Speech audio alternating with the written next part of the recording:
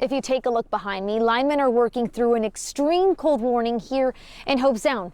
Residents tell me they're chilly, but they're being patient just to get the lights and Wi-Fi back on. Ramon walks me through his warm home. Isn't that nice? Which he built in Hobe Sound 22 years ago after moving from New Jersey. I moved to Florida because of the warm, humid, lovely weather. But on Sunday, his home was barely lit, running on a generator. That's why we have lights.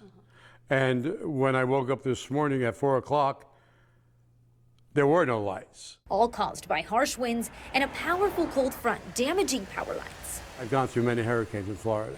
That was really amazing that wind hit so fiercely.